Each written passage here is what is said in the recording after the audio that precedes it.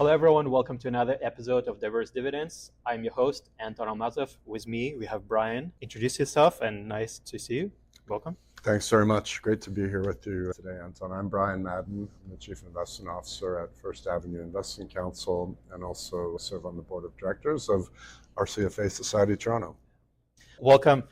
Let's start at the start of your career and go to the very beginning and maybe before your career a little bit started. If you could tell us about your education and then also a little bit of an advice for people who are just getting into university or about to graduate. You bet. Thank you. And a great question. And I'll take some liberties with what we might call a career and talk a little bit about my experience as a student and working pretty hard to pay for university.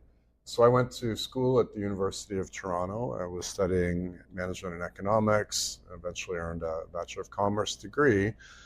But like many of our members, I wasn't born with a silver spoon in my mouth, no scholarships, wasn't in co-op, no summer internships. So what I did to keep the wolves away and pay the bills, tuition in particular, was I worked about 25 to 30 hours a week for the LCBO, the Liquor Control Board of Ontario, doing the very glamorous work of unloading trucks and putting bottles on the shelf and ringing up sales on a cash register.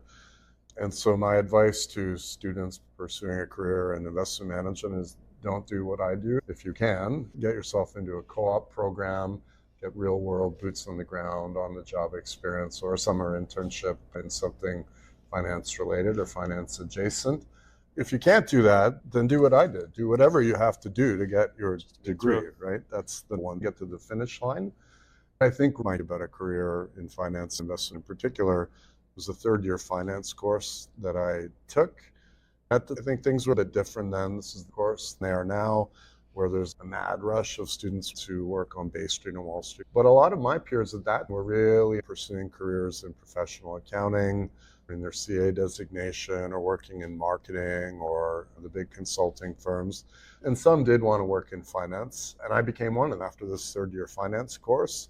Really, it was nothing quite focuses the mind like having your own skin in the game, your own hard-earned dollars. And so I opened a self-directed investment account in 1996 with the princely sum of $4,000, which seemed like a lot of money at the time. And it was to me, and started investing personally, albeit rather differently than today's generation of students would experience. It wasn't point click on your smartphone. It was click, click, click on a touch-tone phone, and it wasn't free $0 commissions. It was $29 to trade. So we didn't day trade, but that really sharpened my focus on pursuing this career. And then in my final semester, I got a part-time job offer, finally, mercifully allowing me to leave the clutches of the LCBO and work in a back office capacity at a boutique investment bank in Richmond Hill. And then that parlayed into a full-time job offer when I graduated in 1997. And the rest is history. I've been working in buy-side research and portfolio management roles for close to 30 years now. And I wasted no time at all in registering for the CFA program. Barely a few months post-graduation, I registered to write level 1. And I'm proud to say I have been a charter holder and member of the society for 26 plus years now. Wow. Yeah. Okay. A little bit of a follow-up to that is, how was your experience during the 2000s, 2001, because you just started your career? And also, I noticed that you also have your CIM and CFP as well. You pursued those designations as well. I did. When you reference 2000 and 2001, I imagine what you're referring to is the dot-com bubble bursting and the tech collapse. That was a big deal in Canada, especially if you're a passive investor. Today's generation of investors mightn't remember, but Nortel Networks had a weight in the S&P TSX Composite at that time at its peak that would rival the combined weight of the whole Magnificent Seven. Today it was about 35% of the TSX. And Bell Canada Enterprises, which was its majority shareholder, you stack that on top and you got up close to 50% of that benchmark was in two names. The TSX fell hard, and of course the S&P 500 fell hard.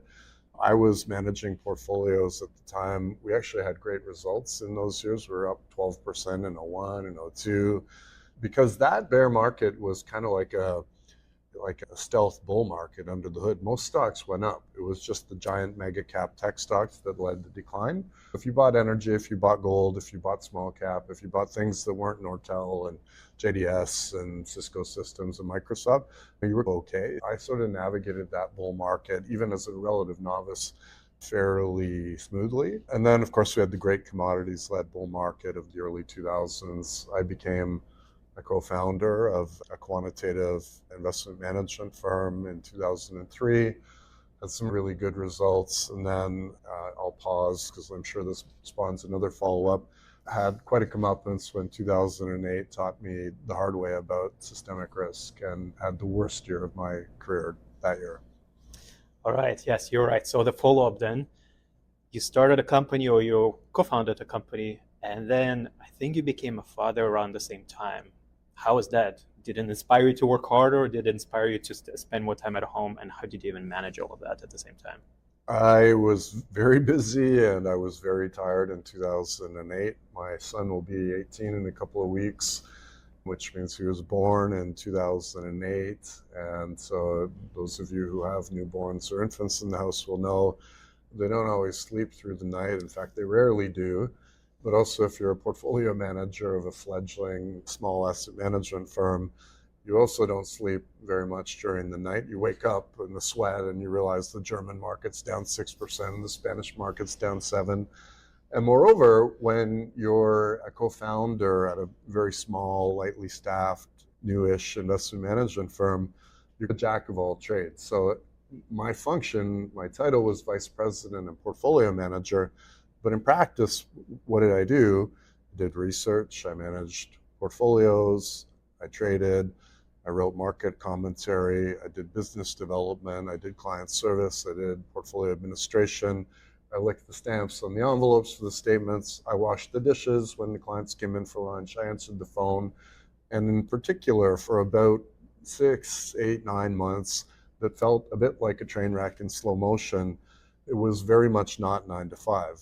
Probably 2, 3, 4 days a week, I'd be out somewhere on the outskirts of the city having breakfast with a very panicky, hair on fire client, trying to calm them down because the market was imploding, collapsing, and they'd never seen anything like this.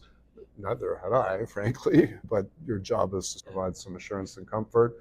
And then it'd be boots on the ground, battle stations, the screens lit up, flashing red all day from 9:30 till 4 o'clock, and then out for dinner with another panicky client, and this went on. And so I was really burning the candle at both ends and trying to be a good parent and do right by my clients. And thank God it finally ended in March of 2009, but it was very much a formative experience. As I say, 2008, if you look, when the ink dried on the scorecard of the performance of those funds that I'd been charged with managing, by far and away the worst year of my career. But a small, maybe not so small glimmer of victory, given that I was wearing multiple hats at that time, because of that sort of outside of business hours effort to do the client handholding and practice the soft skills, holistic wealth management and client relationship management.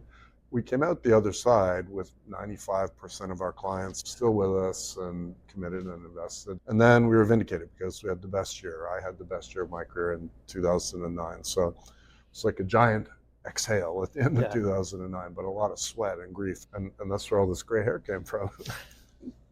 Wow. It's hard to come up with a follow-up for this because that's just an amazing experience. And especially if you're launching a firm during 2008 and you have clients worried, I can imagine how hard it could have been. Actually, I probably can't imagine. I've lived through that crisis, but I was studying in university. So I was learning as you were doing. Yeah. The other sort of silver lining to it, when you look at these things in retrospect, you can always find a silver lining. You don't always find them in real time, of course. The silver lining, thinking about it and looking back on this other thing in retrospective. So then 12 years later, along comes COVID. And the younger professionals in my office who I'm working with, I'm pulling them back in off the window ledge. They're freaking out. They've never seen anything like this. And I'm thinking, I got ice in my veins. What's this? This is a cuddly baby koala bear of a bear market. This is not really a fundamental bear market. Yeah. This is a bear market that was derived by virtue of a social contract struck between households, businesses, and government to shut down the discretionary parts of our economy to prevent the spread of a deadly pandemic. So my thinking was, we switched this off of our own accord, and we can switch it back on whenever we want. And I was not quite whistling through the graveyard during that episode, but I was nowhere near as stressed as I was during that really epic, searing, and long bear market in 2008, 2009, the longest and the most severe since the Great Depression. Yeah. Yeah. All right. People jump in of the buildings or out of the windows. Let's talk about your leadership. I guess there's always a debate. Are leaders born or are they made? What was it for you? Did you have a defining moment in your career where you had to become a leader? So I think made, with very few exceptions. I do think it happens for some people at a younger age than others. And I can say, this is really just drawing on anecdotes, but I believe the anecdotes. I think people who are in their youth competitive athletes sometimes blossom as leaders or very strong individual contributors and very driven people earlier. Full disclosure, probably some of our members have played golf with me and other things. By no means was I a star athlete, so I certainly wasn't a born leader. And so I think it evolved. And just to set the scene and the context a little bit, most of my career, save for about 5 years in the middle stretch when I worked for a moderately large-sized publicly traded company, I worked for small to mid-sized firms, often founder or entrepreneur-led, kind of flat organizational structure. So in my day job, sort of formal leadership opportunities didn't arise all that often or at the cadence you might expect if you were in a sort of fast track, climb the ladder role at a large global multinational or a big organization. And so I wanted to scratch that itch. And so I stuck a toe in the water initially with the CFA Society Toronto. I joined their mentorship committee just as a member in 2010. And my motivation was, I'm first of all grateful to the organization for the role it's played up to that point and certainly thereafter in the development of my career, my professional network. And so I wanted to give back to it. I really feel a sense of alignment with its mission and values. So that was the motivation. The commitment deepened in 2015 when I joined the mentorship committee as a volunteer mentor, and then subsequently a year later joined that committee, and then joined the board of directors of the society in 2020, and have served on the board since that time. And then it broadened out further about 3 years ago when I joined the University of Toronto's Governing Council, which is its board of directors. And along the way, I would say by happy accident, of course, all these things are very time consuming and require thoughtful and purposeful intention, dedication to do well. But by happy accident, I've learned that they're symbiotic to my day job. Because if you think about what I do as an investor, as a chief investment officer, and I'm in a player coach kind of role in a small, mid-sized organization, I'm investing in companies. And so one of the things that I have to do is evaluate from outside the fishbowl strategy, leadership, and governance. So being inside the fishbowl and practicing strategy, leadership, and governance as a serving director on two boards, I think affords me a different lens into my day job. And I genuinely believe it's making me a better investor. I see. Okay, so from here, then let's go more into your volunteering. The question there is, why do you put so much time into it outside of 9 to 5? A lot of people just focus on their careers and then never touch volunteering or donation or anything else like this. On the other hand, here you are, you've mentored, you joined the CFA Society, you're also on the university, I think, committee for your alma mater. I think you're also in the organization for accountants or Accounting Standards Board of Canada, one of their committees. So what drives you to give back so much and keep participating outside of your work? So I would say the motivations are multifold. So number one, I would say it is a sense of gratitude for the role that these organizations, particularly here I'm referring to the University of Toronto and the CFA Society of Toronto, less so the Accounting Standards Board. I'm not an accountant by training.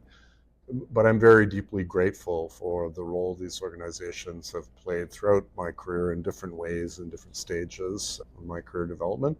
So I want to give back to them. Beyond that, I feel a deep sense of purpose and alignment with their mission and vision and their role in serving their stakeholders. And of course, the stakeholder ecosystem is much, much broader and more complex with the University of Toronto than it is for the CFA Society of Toronto. But I feel like it's a way to get involved in something very big and that feels very purposeful. And that's not to say that the work that I do in my day job isn't purposeful, but it's necessarily on a smaller scale because it's a smaller organization. And then beyond that, I would be disingenuous if I didn't concede there's some element of self-interest in doing these things as well. You do broaden your network, you do develop and sharpen your leadership skills and your soft skills. It does enhance your profile in your professional community. And then again, as I alluded to it, I believe that sort of practicing governance is symbiotic to my proficiency as an investor. Yeah, makes sense. And it's amazing. I really truly believe that it's a win-win-win. A lot of people don't understand it. They think you just give and give. But like you mentioned, when you volunteer, when you support the CFA Toronto Society and other places, you help them and they teach you or help you. It's just give and yeah, win-win across the board. Yeah, I think it's a useful construct to think of volunteerism if you are so motivated, and not everyone is, and not everyone necessarily has the time. Yeah. But if you do, I think you want to throw yourself into it, heart, mind, body, soul, because anything worth doing is worth doing well. Don't phone it in, because you are putting your professional capital at stake and on the line. So, but I think it's useful to think of volunteerism as being a sort of parallel career where you can nurture and develop skills that you wouldn't necessarily have the opportunity to nurture and develop in your day job, or scratch an itch that your day job doesn't scratch. Yeah.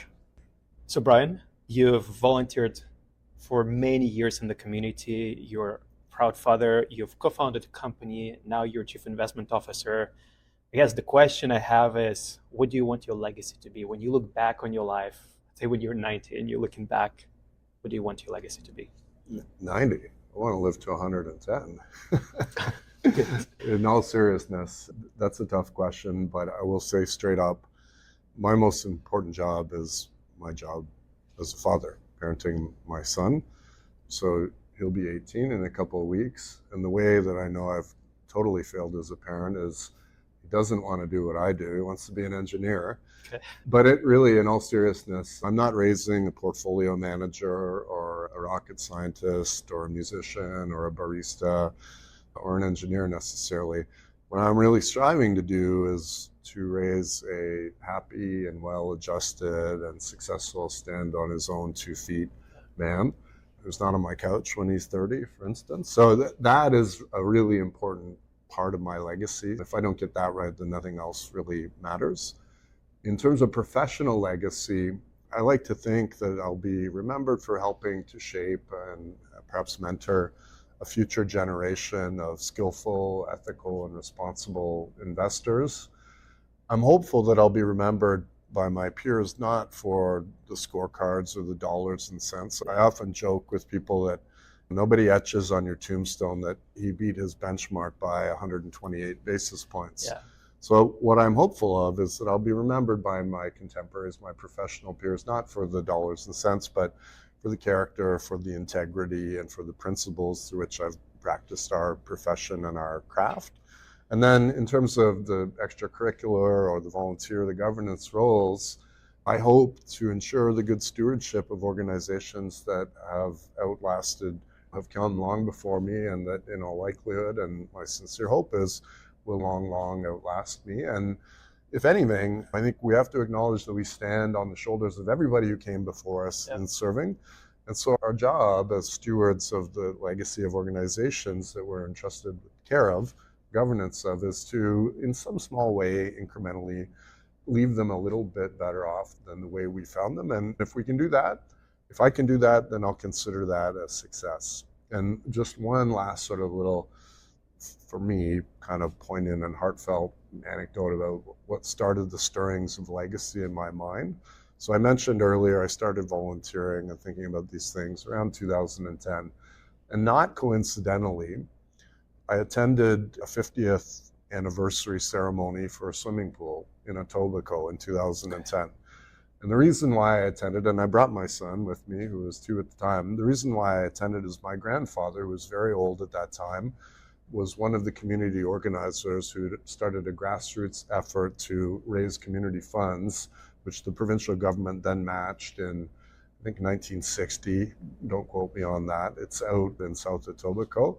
And so there was a ribbon cutting, and my mother got her first job lifeguarding there. And over 50 years now, more, I guess, like thousands of kids have learned to swim there. Lifeguards have had summer employment there. And that pool is still standing there in South Etobicoke, all because my grandfather and some of his contemporaries took to, at a grassroots level, raising what was not a small amount of money. I think it cost $800,000 or something to build that swimming pool in the 1960s. And it's still there. So that's legacy, and that's from a man who barely had a high school education. So I think about that, and I think legacy is important. That building is there. My grandfather's long gone, but it's still there. So I think legacy is important. It's never too early to start thinking about it. Maybe a little bit of a personal question then. Are you sharing that kind of vision about legacy with your son as well? I know he's just 18 right now, maybe a little bit too early, but I'm just wondering, because it gives you a bigger purpose in life, which motivates everyone. So maybe it would motivate your son as well. I'm trying, but we got to walk before we run. I'm trying to show him by example, because if you parent a teenager, I find that kind of hitting them over the head with a blunt message repeatedly tends to backfire. So I try and show him and expose him to these kinds of things so that he takes it in by osmosis rather than rote memorization and indoctrinating him. And we'll see how that pans out. Amazing. All right, so time for the 3 questions we ask everyone here, rapid fire. Are you ready for those? I'm ready. Okay, question 1. What have you changed your mind about recently in your career, let's say over the last 12 months? So maybe I'll take a bit of license with that Sure. question and say over the latter stages of my career. So one thing that I talk about a lot with our clients, with my team at the office and others is this concept of idea agnosticism. So when I started in the business, I was, I want to say, almost indoctrinated in a style of investing that was purely quantitative. I was taught by my boss, who's the founder of the company, that numbers don't lie, people lie. And I practiced a style that was very rigorously quantitative, using a multivariate ranking and screening model. But then I changed firms and changed mandates. I had a broader mandate, part of a broader team, and I started to hone the craft of fundamental analysis. And along the way, we had Enron and WorldCom and other Tyco. And so you see a few accounting scandals and you start to realize, no, actually numbers can lie too, and auditors aren't perfect. And so you start to marry the science of what the numbers tell you with the qualitative, the art of the story and the narrative, and meeting the management team and doing traditional fundamental work. And then technical analysis is something I've embraced, and I wrap it all together with macro thematic insight and research. And so it's been an evolution. And what I believe is a lot of portfolio managers and investors get slavishly wed to this idea that there has to be a linear process. And if you do, then you're going to blinkered and you're blocking out peripheral ideas that could be good ideas. So this business is hard enough without filtering out good ideas just because you're dogmatic about one approach. So idea agnosticism, and the idea that if you can vet and validate an idea using multiple different investment lenses, is probably a good idea. You should probably own it. Yeah, so more of a holistic approach instead of just staying focused like a horse with the blinders on, like you said. Yeah, holistic, multidisciplinary, it would be one way of putting it. The other thing, this is more short and succinct, I trade a lot less than I did when I was a younger investor. So the idea is make fewer decisions, but make each one significantly better informed. And I find that has really helped my results. And I know the likes of Robinhood and the other sort of robo-advisors are not going to be hearing this and the 0-day to expiry option crowd, but this is something I've found to be true. And it's been a realization I came to slowly over my career. Amazing. Okay, second question is, what do you love about what you do? So I really love that the market gives me a scorecard in black and white every day at 4 o'clock. I don't need to wait until late December and get a pat on the head or a pat on the back from my boss to say you did a good job. I know objectively in real time every day how I'm doing against my benchmark in the absolute, against my peers. I also like that the work we do is really cerebral and challenging. It's ferociously competitive. I would say second probably only to professional sports in the caliber of global competition. And the intensification of the competition gets more and more every year. AI is leveling everyone up even more so now. And we dig into really interesting things, whether it's geopolitics, there's wars going on right now, there was 9/11, we had a pandemic, we had the advent of the internet early in my career, we have the advent of AI now, technological disruption. So we're digging into really meaty things that are globally important and locally important and impactful. We're digging into really interesting companies and visionary leaders, and we're competing against the best and the brightest in the world. So that's really stimulating. And then finally is the service to the clients that we serve. I think a cynic would say, you make rich people richer. Yes, but I think if you reframe that a little bit and unpack it a little bit, what we really do that's of greatest value to our clients is even when clients are very wealthy, you can still provide a lot of value to them because we contend that second only to your health, your physical, mental, and emotional health, your financial well-being is the next most important thing in your overall well-being. So if you can unburden some of the complexities of managing and stewarding wealth for families, you're creating a lot of value for them, and that's very rewarding for me. Brian, I think a lot of our viewers and listeners would be interested to know what a day in a life looks like for you. Is it standard 9 to 5, wake up at 5 in the morning, 4 in the morning, or is it all over the place for you? I will say one of the things I like about the work is that every day is to some degree different, but I can give you a bit of a feel for it. Sure. I think it will help if I frame it in terms of quarterly though, because the flow of activity doesn't ebb and flow in a normal daily rhythm. It's more quarterly, but I can shape a day for you a little bit. So I'm usually in the office by about 8 o'clock in the morning. My office is in Midtown. I live on the west side of downtown. And in good weather, I ride my bicycle to the office. That's a great way to start the day. You avoid the chaos of the TTC or trying to fight for parking and traffic. You get a bit of exercise and fresh air, and you see some interesting things. I grudgingly resort to transit in winter and in bad weather. And then early in the morning, I'll go over breaking news or flash updates from companies I own that might have reported results or economic data. I'll spend about 30 minutes at 9 o'clock watching this broadcast called The Macro Show from a third-party macro research firm that we're clients of. And then stepping back or zooming out a little bit, the quarterly cadence. So there's a big flurry of activity around the end of the quarter to create client deliverables and content, so writing quarterly reports and market commentary, preparing for the quarterly webinar we do for our clients. And then a few weeks later, there's another big burst of activity that I and my teammates are involved in, and that's when the companies we own start releasing their quarterly results. So on days when that happens, and unfortunately sometimes when it rains, it pours, 3 or 4 companies you follow are all reporting at the same time. And so I'll spend about 3 hours on each one of those, read the press release, make notes, read the financial statements, read the notes, read the management discussion and analysis, listen to the call or read the conference call transcript, and then summarize my thoughts, share with my team, decide what to do. It's buy, hold, or sell. There's no other options.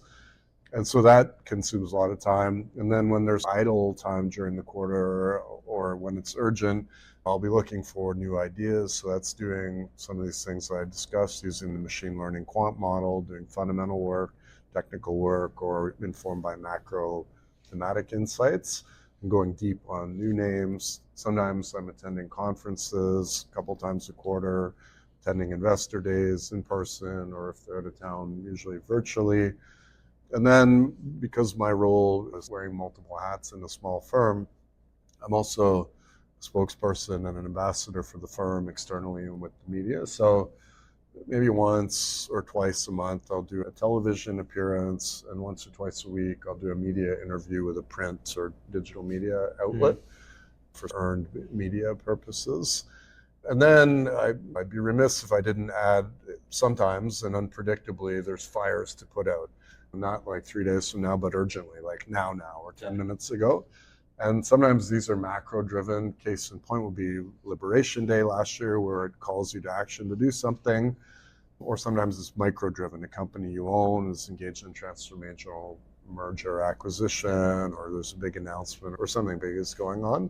So when that happens, you drop everything and you do that. And so sometimes you have long days, and other times you have some downtime. And the downtime you use to do deeper work on longer term things and projects, or to catch up on other things. So there's a bit of an ebb and flow and rhythm to it, but I can't exactly break it down hour and minute on a daily basis for you. And I think it also has to do something with the position you hold, not just the company. I noticed that when you're just starting out, of course, you'll be sitting in your cubicle just doing your own 9 to 5. But as you go through ranks, you have more flexibility in what you do and when you do it, outside of those mandatory things. And then to follow up, I guess, another question I have for you is, how much time do you spend on the road if you travel a lot for your company, or if you just stay in your area? So I don't actually do a lot of business travel. The majority of our clients are local. Not all of the companies are local, but it's not strictly speaking necessary to go out and see them. Toronto is the financial capital of Canada, so they come through Toronto, or you can engage virtually. So pretty limited business travel. I'm fortunate in that regard. And also, I should add, I also spend a meaningful amount of time on non-business activities with the volunteer and the governance roles. And I'm very grateful to work for an employer who espouses this idea that leadership extends outside the walls of the office and into the community, and is one way of propagating the company's values into our broader stakeholder communities. I am fortunate and grateful to be able to take some liberties with my schedule to meet my commitments. Amazing. Final question, a piece of advice for people who are entering into their careers right now, or are in the middle of their career right now, from you looking back on your career. Be bold. Fortune favors the bold. Amazing. Okay, Brian, thank you so much. Thank you for coming. A real pleasure. Thank you for having me.